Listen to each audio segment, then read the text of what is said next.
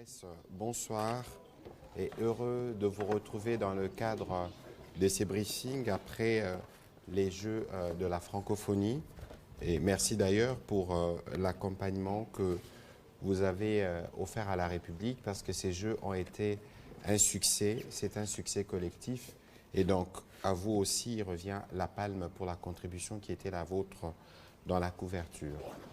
Ce soir, nous voulons faire un focus sur les acquis de l'état de siège. Vous avez suivi qu'à la suite des travaux préparatoires qui se sont tenus il y a quelques semaines pour préparer la table ronde sur l'état de siège, qui était une initiative du président de la République au terme d'une réunion à laquelle j'avais d'ailleurs eu l'honneur de prendre part avec les élus des provinces, des deux provinces concernées. Il avait été convenu qu'on organiserait une table ronde pour écouter toutes les parties prenantes. Parce que la décision d'instaurer un état de siège dans cette partie du pays était une décision motivée, y compris par les différentes couches de population qui ont remonté au président de la République le souci d'une prise en charge plus étroite des questions stratégiques, des questions sécuritaires, des questions militaires. Et donc, il y a eu des travaux préparatoires qui se sont tenus sous les auspices du Premier ministre chef du gouvernement et qui ont permis aux panélistes et à tous les participants hier, avant-hier et lundi de faire le point général de la situation. Il était question durant cette table ronde de réfléchir, de répondre à trois questions. Faut-il maintenir l'état de siège? Faut-il le requalifier?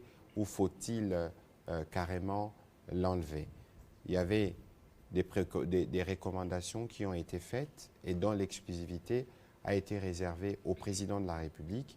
Nous avons, nous, participé ce matin à la cérémonie de clôture qui a été présidée au nom du président de la République par le Premier ministre chef du gouvernement. Et donc nous tous, nous sommes pour le moment en attente de la réaction du président de la République à ce qui a été dit, ce qui nous permettra de décider de ce que cette initiative devra devenir, qui sera aussi éclairée à la lumière des éléments qu'ont apportés tous les participants. Et donc ce soir, nous voulons faire un retour dans ce que nous pouvons considérer comme acquis de cette mesure exceptionnelle, qui, je le rappelle, a été la première mesure que j'ai annoncée comme porte-parole du gouvernement, il y a à peu près 2 ans et 3 mois. Et cette mesure visait, à travers l'ordonnance qui est venue spécifier, visait principalement le retour de la sécurité dans cette partie du pays, principalement dans les provinces du Nord Kivu et dans les provinces de l'Ituri. Il y a évidemment la crise du M23 qui a fortement perturbé les efforts qui étaient en cours dans le Nord Kivu, mais au niveau de l'Ituri, on a noté beaucoup de progrès. Et je me souviens d'ailleurs que nous avions organisé en son temps un voyage de presse avec les différents médias qui ont pu constater notamment la réouverture de plusieurs axes routiers et les commerces qui avaient repris pour beaucoup de parties de nos populations. Et donc ce soir, avec le général Ekenge, le porte-parole de l'armée, nous allons, d'abord mon général, vous avez une nouvelle tenue. Ce n'est pas celle que vous aviez la dernière fois. Oui, c'est la nouvelle tenue des forces armées, du moins pour les unités en garnison. Puisque les unités en opération, leur tenue, ceux qui viennent de Goma, de Beni, ils ont vu cette tenue-là qui va continuer vers l'Ituri. Et dans les prochains jours, il y aura une tenue. Cette tenue va rester pour la force terrestre et il y aura une tenue pour la force aérienne, une autre pour la force navale. Voilà, et donc nous sommes, vous le savez, dans un programme de montée en puissance de forces armées de la République démocratique du Congo. Le président de la République l'a dit et redit, avec la loi de programmation militaire, nous avons placé les fondations de la reconstruction de notre armée dans tout son appareil. Et donc, mon général, peut-être un premier commentaire sur le contexte général de la sécurité dans ces deux provinces, avant que vous puissiez nous dire les acquis. Je rappelle que vous-même, vous avez été porte-parole du gouvernement provincial du Nord Kivu avant votre élévation au poste que vous occupez aujourd'hui. Peut-être que cela peut nous permettre de noter un certain nombre de choses qui peuvent être considérées comme des acquis. Évidemment, nous pourrons continuer avec les questions qui nous seront posées par des journalistes dans une bonne délégation est arrivée de Goma pour participer aux travaux de la table ronde. Ils auront donc aussi la possibilité de poser la question. Mon général, vous avez la parole. Tout à fait, Excellence. L'état de siège a été proclamé par le président de la République, chef de l'État, commandant suprême des forces armées, dans deux contextes différents. Chaque province avait ses contextes. Et pour parler de l'Ituri, la dégradation de la situation sécuritaire a commencé à partir de décembre 2017 avec les tueries des populations civiles, en majorité Hema, dans le territoire du Djougou, provoquant ainsi le déplacement massif des populations dans les environs de Bunia. Il y a également l'émergence du groupe Codeco qui était à la base de ces atrocités, et cette émergence a donné naissance à d'autres milices locales comme les FPIC Tignakilima, comme FPIC Tignakilima évoluait beaucoup plus vers le nord de Bunia, Mwanga, dans les environs de Mwanga, et aussi au sud de Bunia, dans les environs de Marabo. En 2020, il y a eu création dans les territoires de Djougou du noyau du groupe armé G5 Zaïre, constitué des membres des communautés victimes des attaques et des atrocités de la Codeco. Et à l'origine de toute cette situation se trouvent les conflits fonciers mal gérés. Et outre l'émergence de ces milices, les ADF MTM, fuyant la pression militaire dans les territoires de Beni, ont migré vers le sud du territoire d'Irumu en Ituri et aussi vers le territoire de Mambasa. Ça, c'est le contexte général de l'Ituri. Au Nord Kivu, le contexte était presque pareil, mais il y a eu deux menaces importantes, je dirais même trois. La première menace, c'est la menace ADF, MTM et des groupes armés supplétifs aux ADF, comme le Mai Mai Kiandenga et autres, qui terrorisaient la population, qui commettaient des exactions, des tueries dans le territoire de Beni et environ. Il y a aussi d'autres groupes armés dans la partie sud du Nord Kivu, ce qu'on a l'habitude d'appeler le Petit Nord, dans tous les territoires de Rutshuru, de Masisi, de Nyiragongo, de Walikale, et même dans le territoire de Lubero, il y a des groupes armés locaux qui écumaient ces territoires-là. Et il y a une autre menace, c'était la menace FDLR. Et avec l'état des sièges, toutes ces menaces ont été circonscrites. Ceux qui ont été avec nous depuis très longtemps ont vu comment l'armée a travaillé. Et nous, en termes d'acquis, on a d'abord circonscrit ces menaces, que ce soit en Ituri qu'au Nord Kivu. Il y a des opérations qui ont été menées. Il y a eu beaucoup de rendus de la part des groupes armés locaux. Au Nord Kivu, il y a des groupes armés qui se sont cantonnés, où il y a eu plusieurs milliers, en tout cas plus de 2000 membres des groupes armés qui se sont rendus. Il y en a qui étaient cantonnés à Rumangabo, d'autres à Mobambiro. Et il y a le groupe des Mayani qui était toujours à Kalunguta, à mi-chemin entre Beni et Butembo, à 25 km au sud de Beni et au nord de Butembo. Et tout cela a permis à ce que nous puissions réouvrir certaines routes des opérations militaires. Et la pression a été telle qu'on a neutralisé un grand nombre, surtout d'ADF et de membres des groupes armés. Les collaborateurs des ADF, beaucoup ont été arrêtés. Nous avons anéanti quasiment les réseaux de ravitaillement, de recrutement, les réseaux des collaborateurs dans la ville de Beni, dans la ville de Butembo et un peu partout. Et il y a beaucoup d'ADF qui ont été neutralisés. Et les ADF, comme vous le savez, sont de plusieurs nationalités.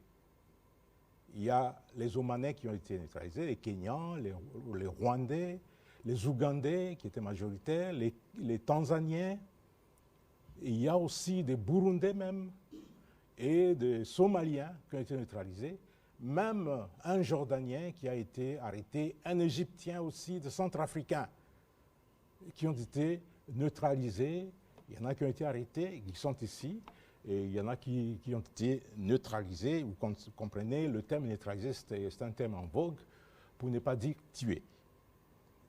Et malheureusement, cette situation a été perturbée par l'agression rwandaise qui a permis d'occuper des pans de notre territoire, du territoire de Rutshuru, de Nyiragongo et de Masisi, et l'armée a été obligée de faire des ponctions, de faire des prélèvements au niveau de l'Ituri, au niveau de Beni et au niveau d'autres provinces, au point qu'il y a eu des zones lacunaires qui sont restées, et malgré ça, l'armée a fait son travail, et il y a des axes routiers qui ont été ouverts, il y a des routes qui ont été réhabilitées, il y a les activités agricoles qui ont repris un peu partout, et surtout dans les territoires de Beni. Mayangos a retrouvé son statut de grenier de Beni aujourd'hui, et il y a eu une réduction drastique des menaces un peu partout, mais malheureusement, l'agression rwandaise est venue remettre en cause tout ce travail réalisé.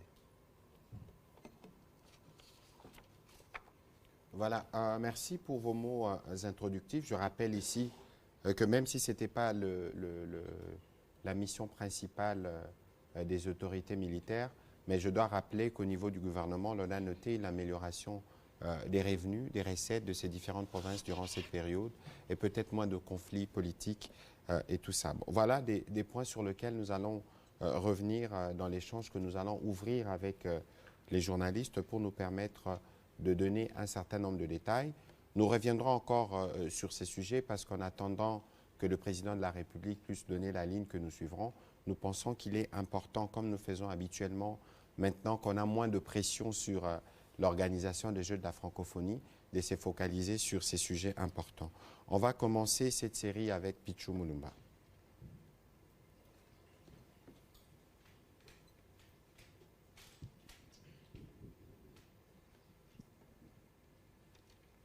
Merci, Monsieur le ministre, pour la parole. J'ai juste deux petites préoccupations. La première au porte-parole militaire de l'armée. Avec l'état des sièges, l'on note que des menaces ont été circonscrites, vous l'aviez dit, des ennemis neutralisés, de reddition. Mais qu'est-ce qui sera fait au niveau de l'armée pour que ces acquis soient préservés, quelle que soit l'option qui sera levée sur cette question? Une dernière préoccupation au ministre.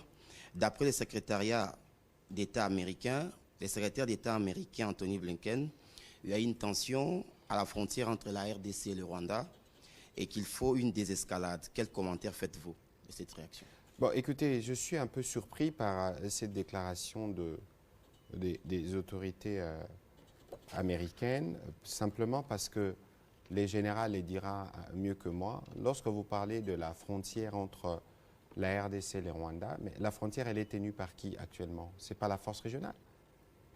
Et donc, de quelle tension on parle? De quelle tension on parle dans ces contextes, premièrement?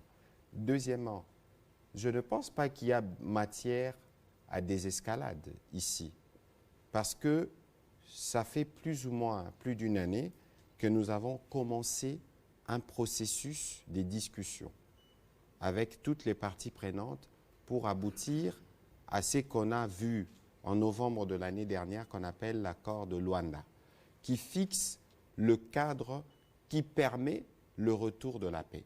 Aujourd'hui, les généraux est là, il pourra le confirmer, on observe plus ou moins, en tout cas, un respect des cessez-les-feux entre nos forces, les forces armées de la République démocratique du Congo et les autres, le Rwanda, la coalition Rwanda-RDF, d'une part.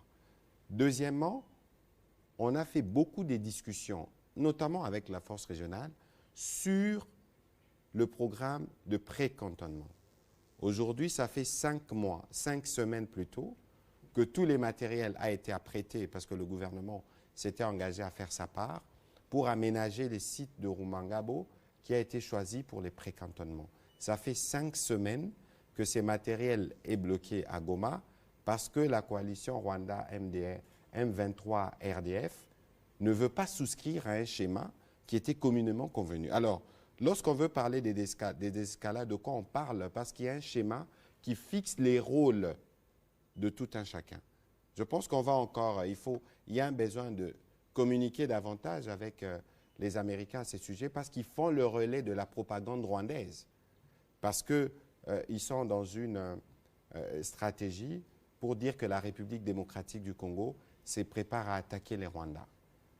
Nous, vous connaissez la tradition qui est la nôtre et la ligne du président de la République. Nous voulons restaurer l'intégrité de notre territoire. Et c'est pour ça que nous avons souscrit à différents processus diplomatiques. Il y a des rapports qui sont sortis des Nations Unies, il y a des rapports des Human Rights Watch qui montrent des exactions qui sont commises par le Rwanda. Aujourd'hui, il faut donc aller du côté rwandais pour leur demander d'assumer le rôle qui est le leur dans le cadre du plan de sortie des crises qui a été convenu. On a parlé des cessez-les-feux, on a parlé des retraits, on a parlé des cantonnements, on a parlé des démobilisations. En dehors de ça, il n'y a pas d'autre schéma. Mais parallèlement à cela, on a commencé sur une note anecdotique avec les généraux ici. Nous, comme République démocratique du Congo, nous travaillons pour assurer la montée en puissance de nos forces armées. Parce que ce n'est ni, et l'expérience nous le démontre, notamment avec la présence de la MONUSCO ou la présence de la force régionale. Nous pourrons véritablement compter que sur nous-mêmes. Et c'est ce sur quoi nous sommes en train de travailler. Les moments venus, si les différents processus dans lesquels nous sommes engagés ne donnent pas les résultats escomptés, on pourra en tirer les conséquences les moments venus parce que nous ne pouvons pas, de manière indéfinie, laisser nos populations être massacrées par des gens qui ont sans foi, qui sont sans foi ni loi et devant qui la communauté internationale ne se prononce pas véritablement ou n'utilise pas des moyens qui sont à sa disposition pour amener la paix dans cette partie du pays. Et donc, il est important que cela puisse être noté et que nous, quoi qu'il advienne, les M23 est une force négative et la mission qui avait été conférée initialement à la force régionale, c'était la mission de réagir justement contre toute cette coalition, FDLR, M23, toutes ces forces négatives, dans l'hypothèse où ils ne souscrivent pas au processus politique. Et ici, il y a la preuve que nous venons de vous dire, par exemple, sur le blocage du matériel qui doit aller à Rumangabo. La MONUSCO est témoin. Nous pensons qu'il y a besoin pour la communauté internationale qui s'est portée garant pour accompagner ce qui avait été convenu, de faire plus de pression de l'autre côté. Nous préparons les élections et nous espérons pouvoir le tenir dans les délais. Nous ne voulons pas verser dans une propagande qui, en réalité, vise à ramener l'insécurité dans la partie est du pays et perturber notre processus électoral. Ils trouveront le peuple congolais devant. Mon général, sûrement un complément sur cette question avant de répondre à la question qui vous avait été destinée. Vous l'avez si bien dit, Excellence. Ça, c'est un prétexte. Les Américains sont en train de repercuter la propagande rwandaise qui constitue un prétexte pour justifier l'agression. Guerre. Le FDLR de 1994, ils ont l'âge du président Kagame. Et donc, ils ne constituent pas une menace sérieuse pour le Rwanda. Et le Rwanda est en train de les utiliser pour justifier l'agression dans notre pays. Et nous avons une politique de défense, nous avons une stratégie que nous utilisons chez nous, une doctrine. Nous ne servons pas de base arrière aux groupes armés ou aux forces qui doivent déstabiliser les voisins. Et on ne l'a jamais fait et on ne le fera jamais parce que ce n'est pas notre doctrine. Par contre, ce sont les voisins qui ont l'habitude de le faire et de venir nous agresser. En ce qui concerne la question qui m'a été adressée, comment sauvegarder les acquis de l'état des sièges, eh bien, Excellence, Monsieur le ministre vous l'a dit, la meilleure façon de sauvegarder ces acquis, c'est d'assurer la montée en puissance des forces armées de la République démocratique du Congo. Et en cette matière, rassurez-vous, la République démocratique du Congo a mis tous les moyens. Le président de la République, chef de l'État, commandant suprême de notre armée, et le gouvernement de la République ont mis tous les moyens pour que les FARDC montent en puissance.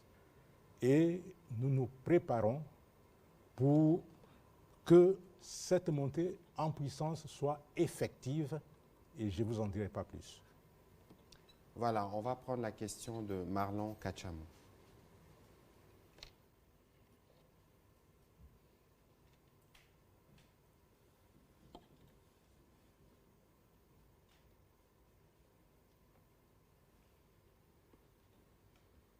Bonsoir Excellence, bonsoir Monsieur le Général.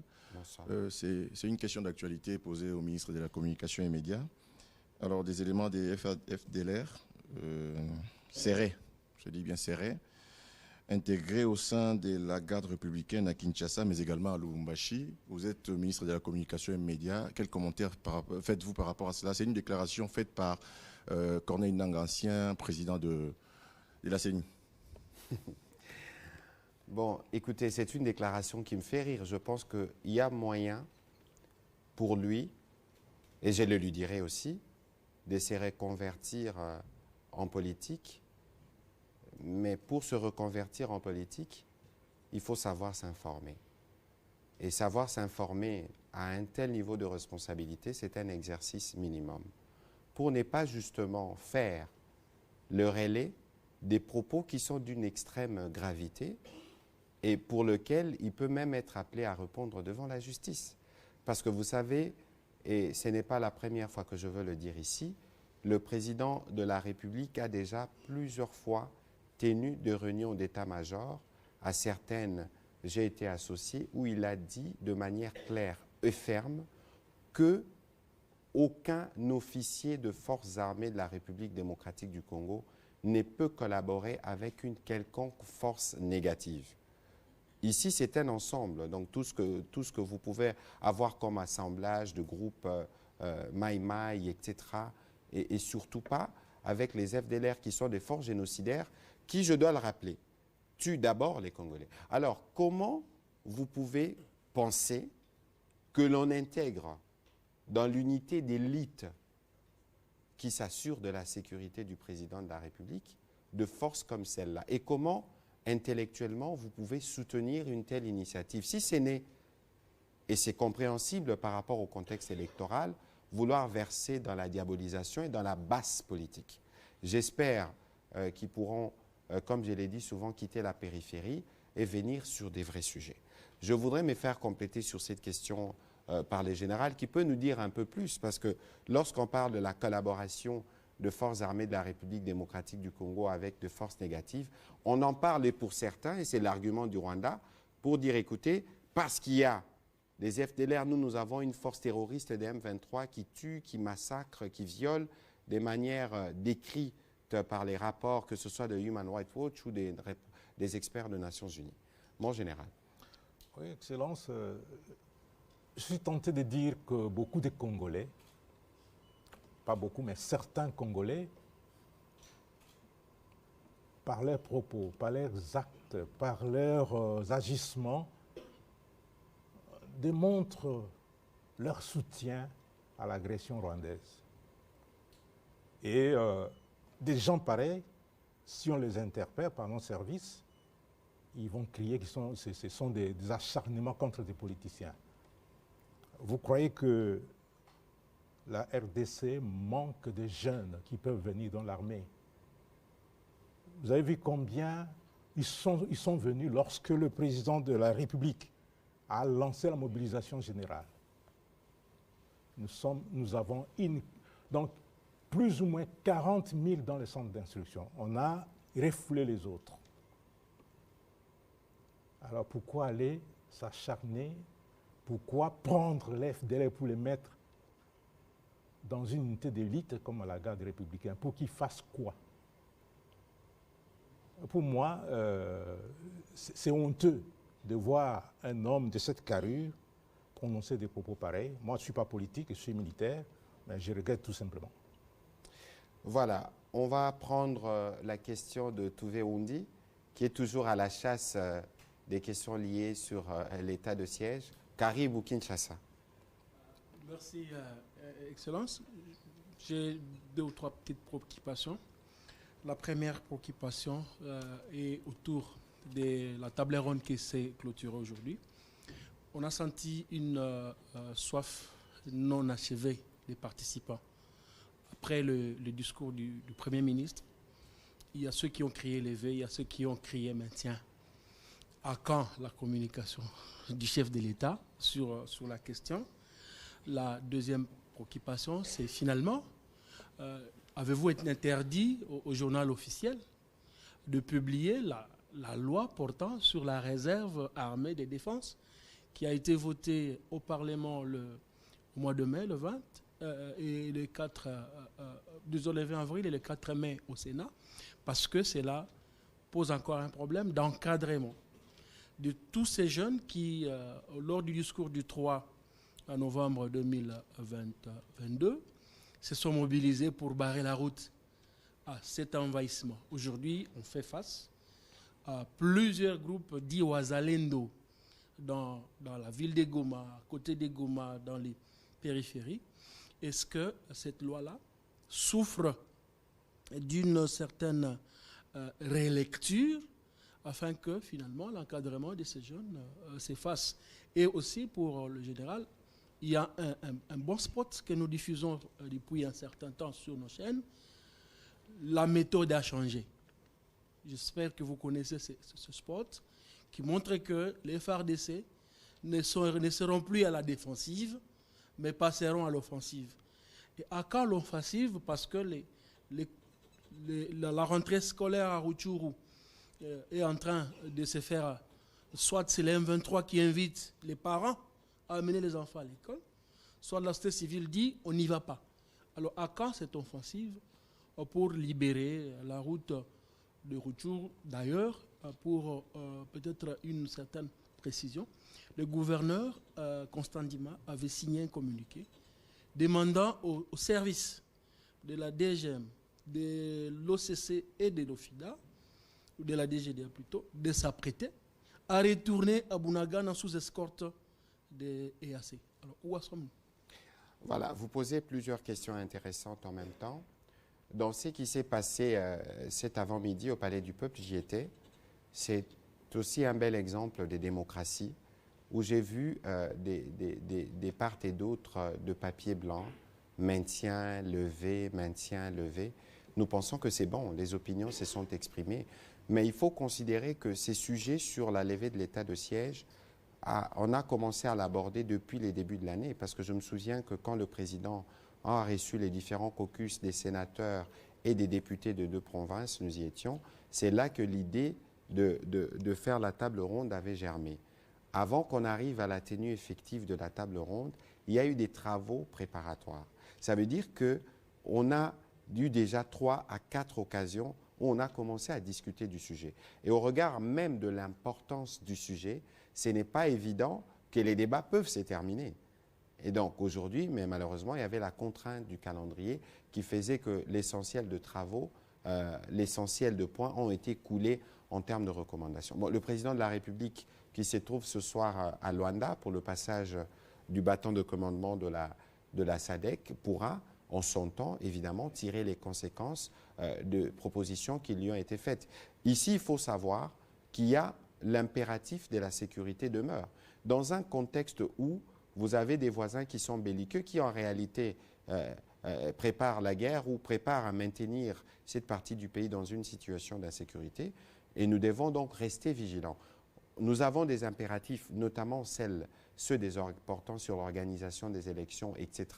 Et nous avons à évidemment, nous sommes attentifs sur tout ce qui a été dit. Donc, il faut arriver à prendre des mesures qui permettent de contenir tout cela et d'encadrer le processus qui suivra. Et pour ça, nous pouvons tous faire confiance au président de la République qui réagira évidemment dans son temps.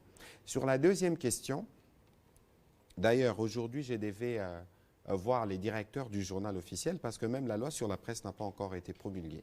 Et donc, il ne faut pas considérer que si cette loi sur la réserve n'a pas encore été promulguée, il y a des pesanteurs. Ici, j'ai l'impression que beaucoup de gens n'ont pas compris la philosophie de cette réserve. C'est une réserve, on dit réserve, on ne dit pas armée. Et pour aller dans la réserve, il faut lire la loi. Il y a des conditions. Ce ne sera pas un dépotoir. Ce ne sera pas n'importe quel quidam qui a touché une arme un jour, qui va venir parce qu'on a parlé des réserves. Je me jette dedans. Non. Il y a un processus de vetting qui va supposer qu'on sache vous venez d'où, quel âge avez-vous, qu'est-ce que vous avez fait, quelles sont les informations qu'il y a pour vous. Et donc cette réserve-là n'a pas été conçue ou faite pour être un assemblage de tous ceux qui touchent aux armes et qui pensent. Non, il faut tout de suite tuer cette campagne, nous savons d'où elle est venue, pour essayer de salir cette initiative. Vous pouvez faire partie de la réserve, M. Touvé. Pourquoi pas moi-même faire partie de la réserve? En cas de besoin, l'armée peut requérir mes services si je peux le rendre. Pourquoi pas? Et donc, il ne faut pas considérer qu'il y a une quelconque pesanteur. Dès lors que la loi a déjà été adoptée ou promulguée au Sénat, il y a sûrement des questions administratives. Mais ici, je reviens sur la nécessité de comprendre la philosophie de cette loi qui vise à avoir des personnels en plus pour venir en appui à notre armée. Vous connaissez l'étendue du pays, vous connaissez les enjeux, on a besoin d'avoir du personnel. Voilà, peut-être que le général pourra compléter. Sur votre question par rapport à la rentrée scolaire, il est prévu un briefing avec le ministre de l'EPST et nous avons prévu de revenir sur cette question-là parce qu'il est hors des questions que les forces terroristes qui occupent indûment nos territoires pensent pouvoir convoquer nos enfants à l'école.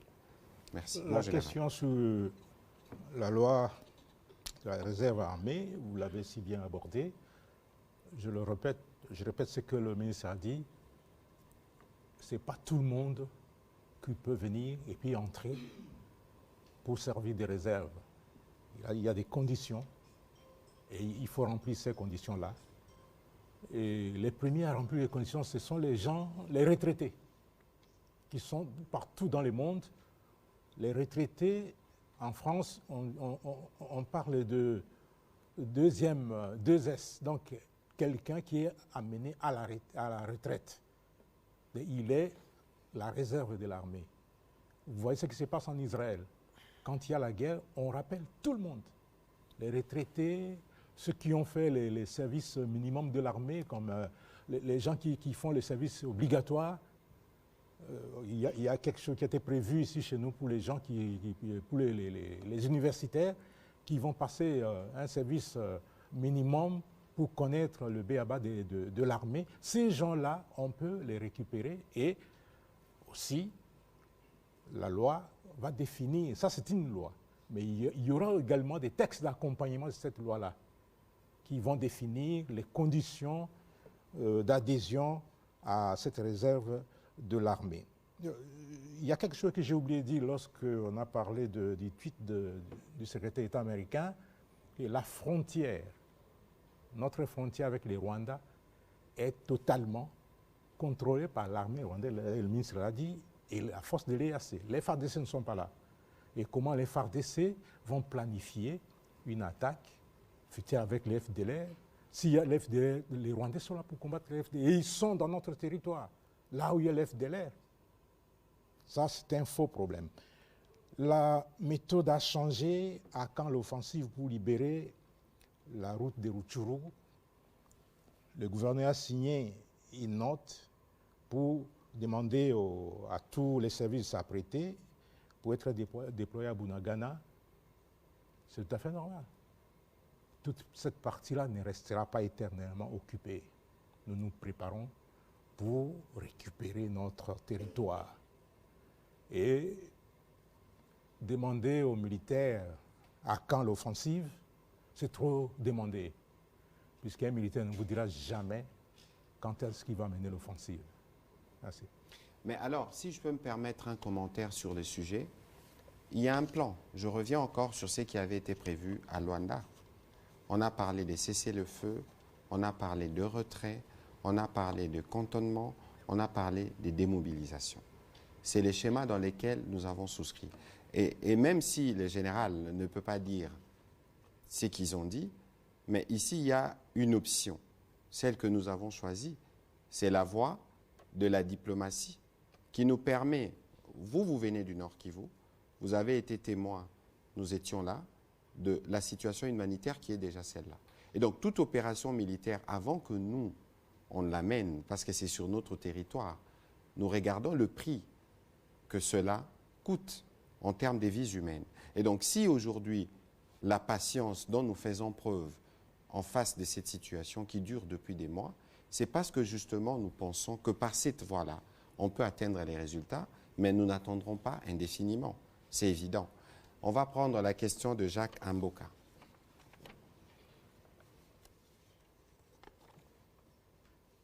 Bonsoir Excellence, bonsoir mon général. Une préoccupation, cette situation d'insécurité à l'est du pays, ça fait plus de 2 décennies aujourd'hui. La diplomatie s'active sur le terrain également, nos forces armées sont en train de tenir bon parce que si on considère les complots, on peut se dire que dès que la situation avait commencé, on perdrait déjà cette partie du pays.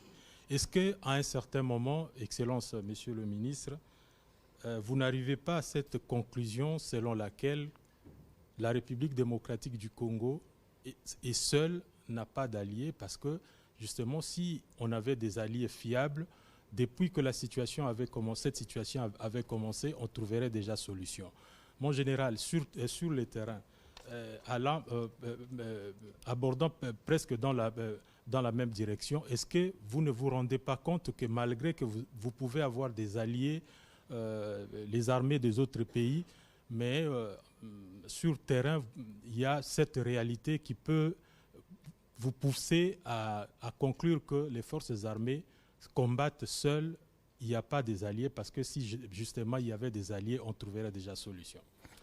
Écoutez, vous posez une question complexe, parce qu'évidemment, la crise dans l'Est de la République démocratique du Congo a commencé, je regardais encore un reportage de France 2 d'il y a des années aujourd'hui, a commencé depuis la période qui a suivi les génocides rwandais, 1994.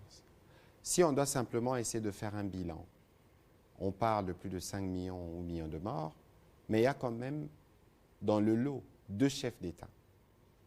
Mobutu plus tard ou Kabila père plus tard. Le prix que nous payons est énorme pour une guerre qui a plusieurs facettes. Parce qu'au bout du compte, les États n'ont pas d'amis, ils n'ont que d'intérêts. Et dans ce que, et ce n'est pas un secret, vous connaissez la puissance que notre pays était. Par exemple, moi j'ai eu le privilège, quand j'étais parlementaire, de faire partie d'une commission qui a fait l'audit de tout ce que nous faisions à travers la CEPGL. Les Rwandais et les Burundis vivaient essentiellement grâce aux Zaïre. C'est de l'histoire. Et aujourd'hui, tout s'était fait comme objectif de fragiliser les grands Zaïre pour penser qu'ils puissent continuer, qu'ils puissent se construire. Et c'est ce que les Rwandais font.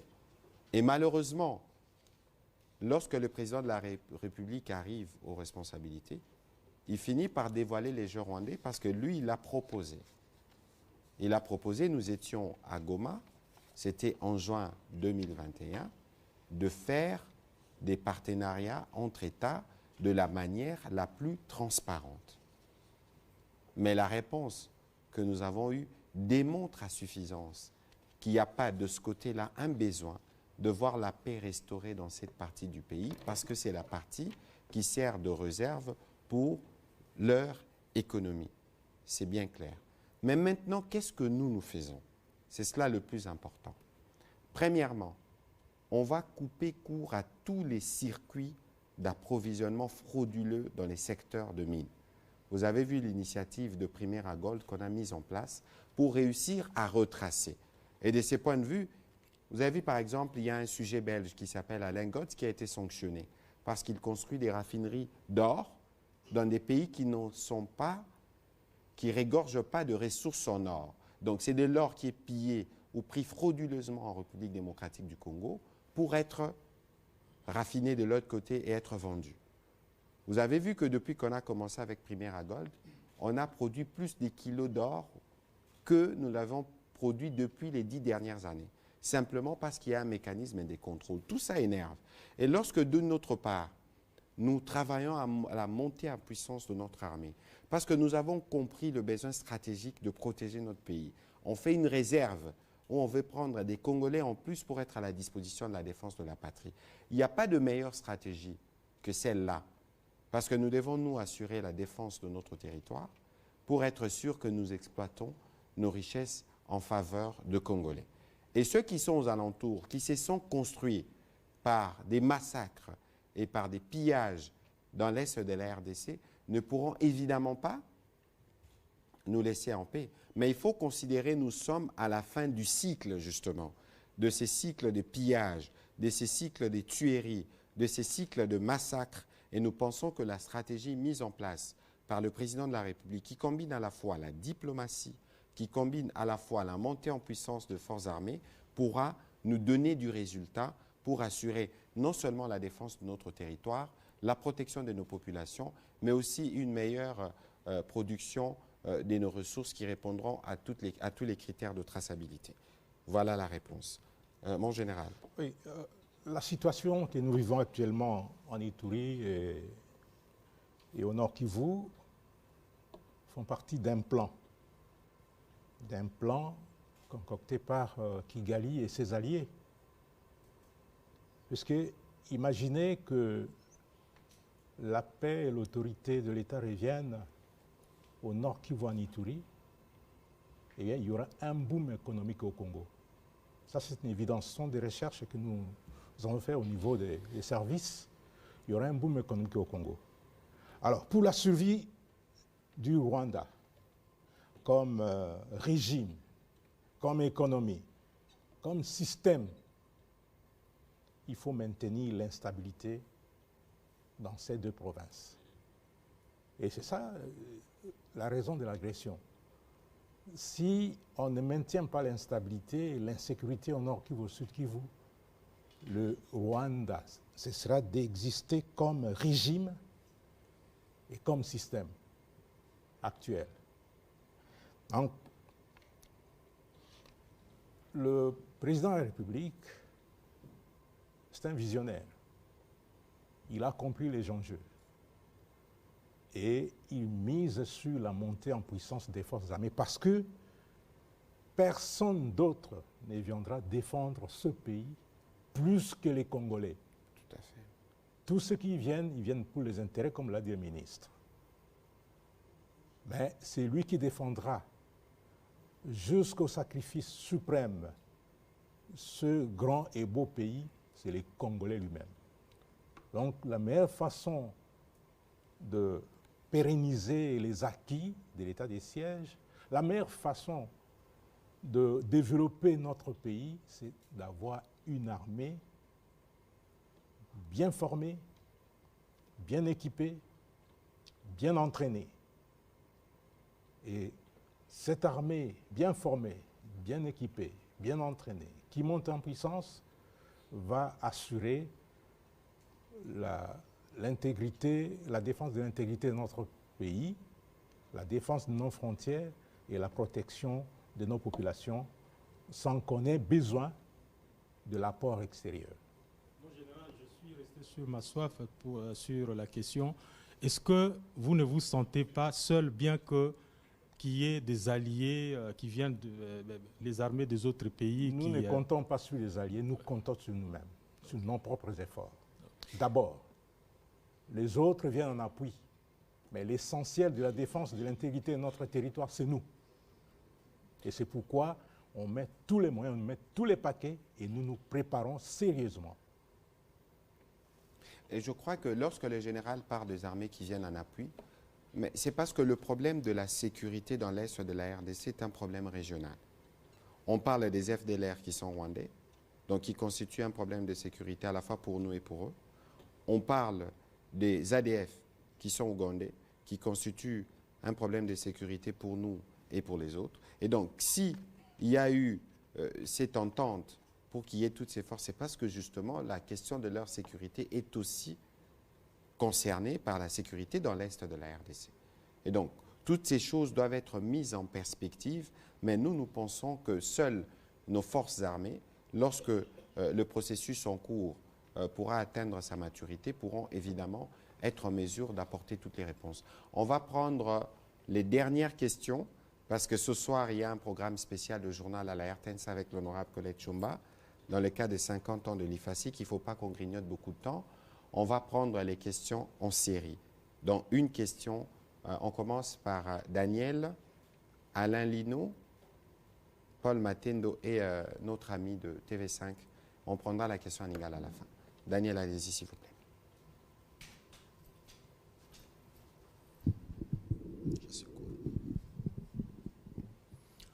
Bonsoir, Excellence. Bonsoir tous les confrères. Ma première question, je la pose au général. Mon général, nous avons vu les rebelles du M23 porter la tenue qui porte l'hymne des unités de FARDC ici en RDC, seulement quelques jours après sa sortie. Quelle garantie ou quelle précaution vous avez prise pour que cette même tenue, celle que vous nous montrez aujourd'hui, ne subisse pas les mêmes sorts? La deuxième question, il s'observe aujourd'hui sur les fronts, dans les deux camps, donc les camps rebelles et les FARDC, les Wazalendo prennent les devants. Ils combattent actuellement les M23. Mais en combattant les M23, ils commettent des exactions. La population semble être abandonnée. Je ne sais pas quelle garantie vous pouvez donner à cette population qui crie chaque jour, disant qu'ils sont victimes de cette situation causée par les Wazalendo. Monsieur le ministre. Ça fait 3 questions. Allez-y, terminez. Il vient de Goma, spécialement. Désolé, Goma, c'est compliqué avec beaucoup de problèmes et c'est la première fois qu'on a l'occasion. Alors, monsieur le ministre, une partie de l'opposition ne prend pas part au processus électoral. À quel pourcentage vous garantissez la population congolaise que les élections seront organisées? Merci. Vous êtes sûr que vous posez la question à la bonne personne? Parce que de toute évidence, dans les élections, chacun a sa part de responsabilité. Pour ce qui nous concerne comme gouvernement, nous mettons les moyens à disposition. Nous travaillons sur un plan de sécurisation des élections et pour le moment, et c'est toute la sensibilité des sujets que nous abordons, parce que nous tenons impérativement à ce que nos populations des territoires sous occupation dans le massif Rutshuru puissent voter, puissent être enregistrées. Il y a déjà au niveau de la CENI des réflexions qui ont été faites sur la manière dont cela va se dérouler et on travaille à créer les conditions de sécurité qui leur permettra. Et d'ailleurs, c'est une interpellation que nous faisons et le président de la République a eu l'occasion de le dire à la sous-secrétaire d'État qui était ici, que si on nous regarde, à la différence des autres pays de la sous-région, on nous regarde comme un pays démocratique et nous y croyons, nous voulons consolider notre processus démocratique. Pour permettre d'avoir des élections inclusives ici, nous pensons que les pays partenaires devraient faire plus de pression pour qu'on applique simplement ce que nous avions convenu à Luanda. Ça nous permettra de garantir les retours de notre administration, le retour de nos services pour permettre à la CENI de procéder aux opérations d'enrôlement. De toute évidence, pour nous, les élections, nous ferons notre part comme gouvernement pour qu'elles se tiennent dans les délais prévus. Mon général, spécialement sur cette question des Wazalendo, parce que tout est entendu, finalement il y a comme un mélange, je souhaiterais que vous puissiez nous édifier davantage sur ces sujets-là. Oui, d'abord, et puis on prendra les autres questions. La question de la tenue, j'ai vu, on m'a envoyé des photos de M23, des combattants M23 qui avaient une tenue, des militaires qui sont en opération, c'est normal. Si, y a eu quelques désertions Vous le savez, vous êtes dans la région. Et aussi, il y a, dans les combats, un militaire peut mourir. Et si le militaire meurt, la première des choses à chercher, c'est son arme et c'est sa tenue. Et c'est comme ça qu'ils peuvent s'en procurer. Les problèmes des Ouazalendo, le ministre l'a dit tout à l'heure, nous observons une sorte de cessez-le-feu dans le cadre de ce qui a été convenu au niveau régional.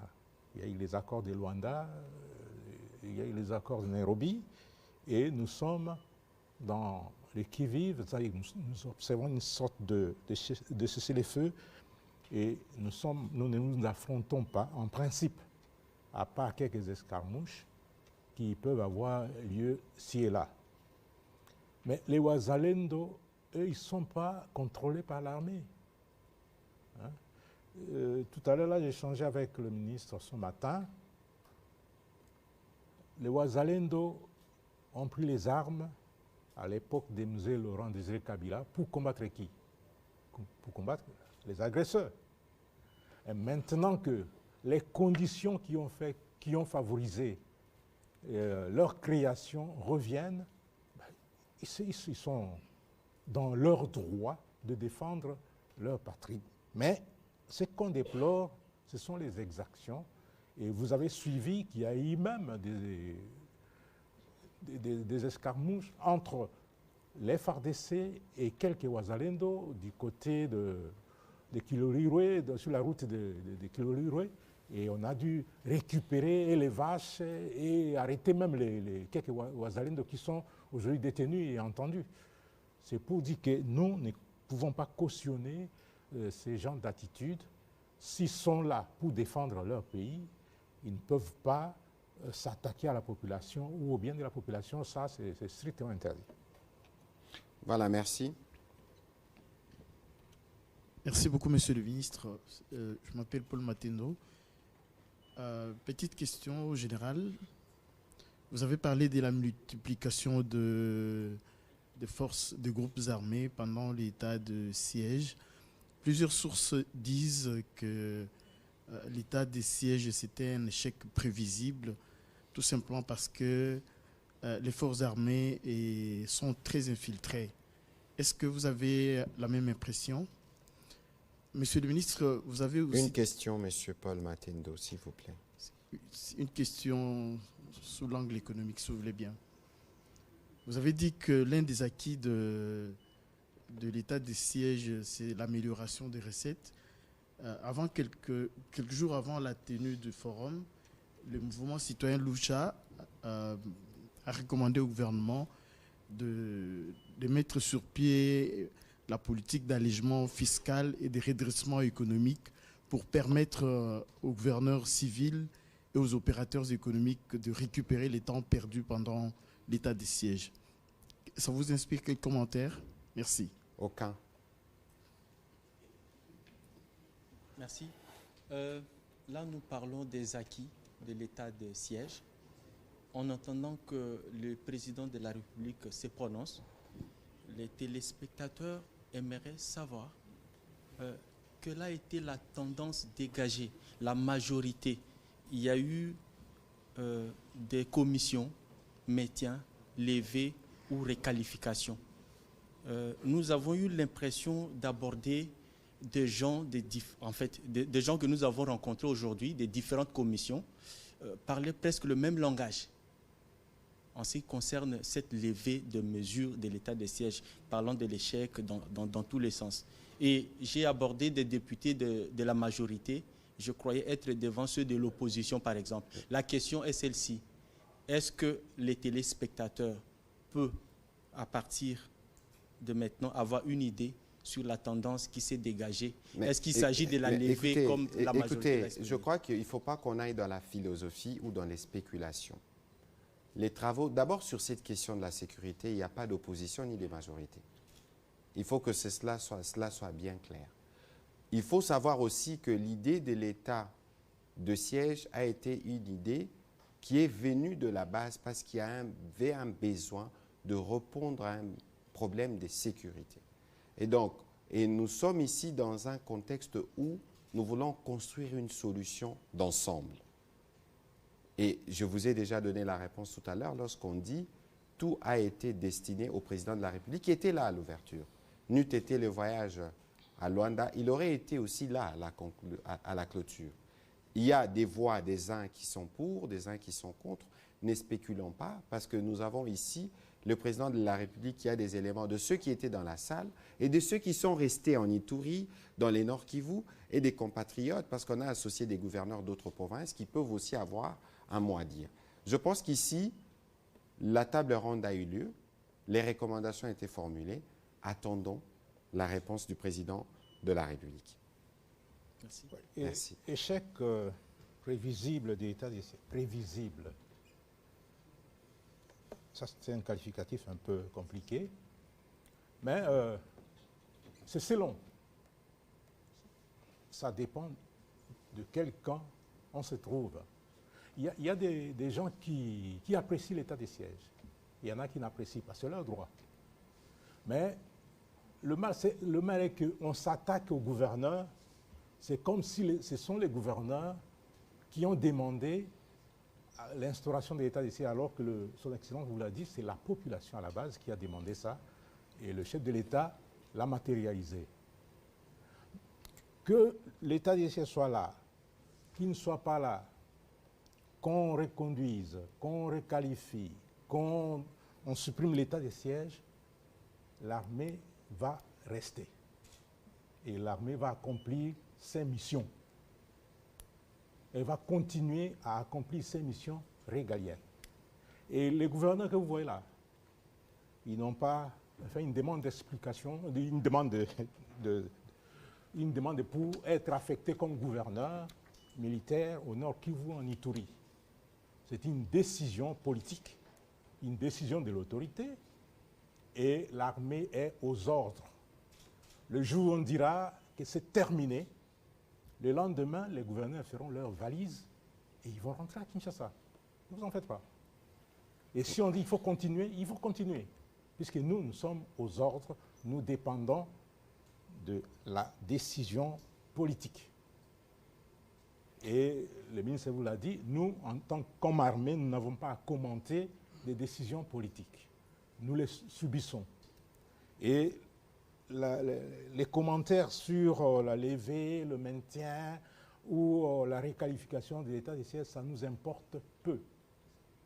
Nous, notre mission, c'est d'assurer la défense de l'intégrité territoriale et des frontières de notre pays, la protection des populations et de leurs biens, point barre.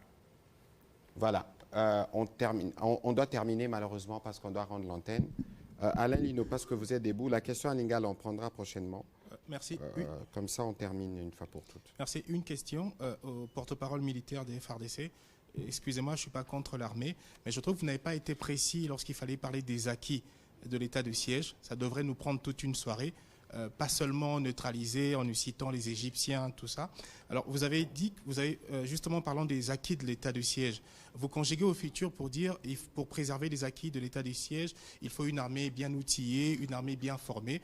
Mais s'il y a des acquis actuellement, c'est que l'armée est déjà au point pour faire ce travail-là. Pourquoi parler encore au futur? Non, il faut une formation, une armée bien formée, bien outillée. Je pense qu'elle a déjà ce qu'il faut parce qu'il y a des acquis de l'état de siège. Bon, écoutez, de toute évidence, nous sommes dans un processus où nous voulons régler un problème qui dure une trentaine d'années. Il n'y a évidemment pas beaucoup de temps pour aborder tous les aspects, notamment dans l'amélioration. On n'a jamais autant, par exemple, parlé de la situation en Ituri ou à Béni que pendant l'état de siège. Avant, on n'en parlait même pas. On n'a jamais autant donné de l'attention aux questions, par exemple, de l'approvisionnement de militaires au front, de transport, de la solde, de tout ça, que pendant l'état de siège. Et donc, il y a des choses que vous n'avez pas vues, mais qui ont été faites. Ici, il faut considérer que nous sommes dans une dynamique des reconstructions générales de notre appareil sécuritaire et que vous avez vu, par exemple, la résurgence du M23 a imposé à nos forces de faire comme une forme de redéploiement des effectifs pour faire face à cette menace. Et c'est cette menace-là, justement, du M23 qui est à la base de la résurgence de certains groupes armés. Parce que les Congolais, partout où ils se trouvent, ils se disent que nous ne pouvons pas, ne pas laisser les agresseurs entrer chez nous. Et donc nous pensons, dès qu'on aura géré la question principale, qui est celle du M23, les autres questions pourront se gérer plus calmement et plus sereinement. Je pense que le général peut terminer, et puis on va rendre l'antenne. N'oubliez pas que les FARDC sont engagés depuis presque 30 ans. Et lorsqu'on est engagé, il y a un degré d'attrition très élevé. Il y a des morts, des blessés, des déserteurs, des gens qui prennent de l'âge, et il faut renouveler. Et c'est ce qui est en train d'être fait. Quand on parle de la montée en puissance, c'est un processus. Ça a commencé par la réforme de l'armée, et aujourd'hui, ça a pris une vitesse de croisière. Je vous ai dit que je n'en dirai pas plus, mais vous verrez les résultats. Voilà, je pense qu'on va terminer cet exercice où on a voulu faire un peu le tour d'horizon. Je comprends la question d'Alain Lirno. Il y a de la documentation qu'on a demandé, qu'on pourra mettre à votre disposition, qui émane des gouverneurs militaires. Ici, nous donnions quelques grands axes, comme ça vous pourrez vous-même suivre dans la loupe ce qui a été fait.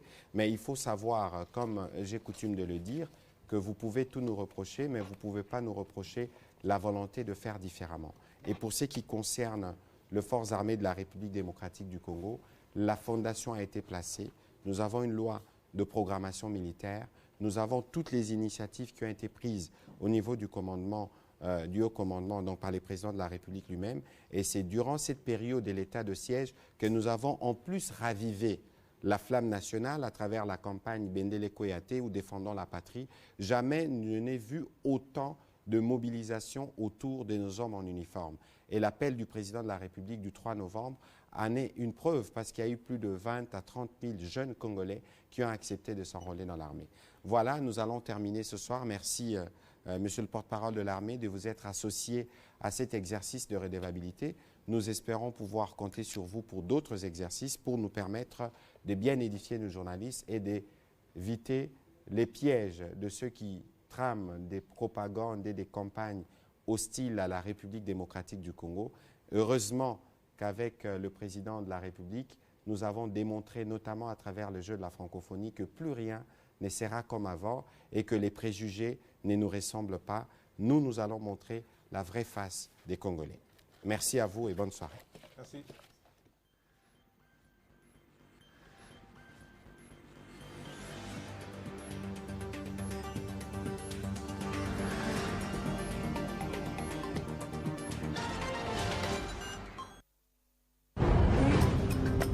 Halte au tribalisme. Protégeons notre diversité culturelle. Notre Congo, toujours liboqué.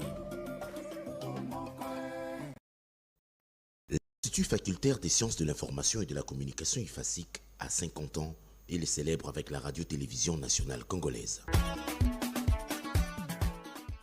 Durant tout le mois d'août, retrouvez des programmes ludiques avec des légendes de la télévision et de la radio formées à l'IFASIC, des journaux parlés et télévisés, l'animation des tranches matinales et d'autres émissions, des activités sportives et culturelles et bien sûr musicales. Rendez-vous le 2 septembre à la RTNC pour le bal dansant des célébrations avec Zaiko Langalanga, Jano Bombenga et son groupe Vox Africa, Isti Musica et autres groupes surprises. 50 ans d'existence à ce fait, IFASIC, premier producteur des professionnels de médias en RDC. À suivre ce mercredi 16 août 2023 à 20h. La grande édition du journal avec Colette Tchomba.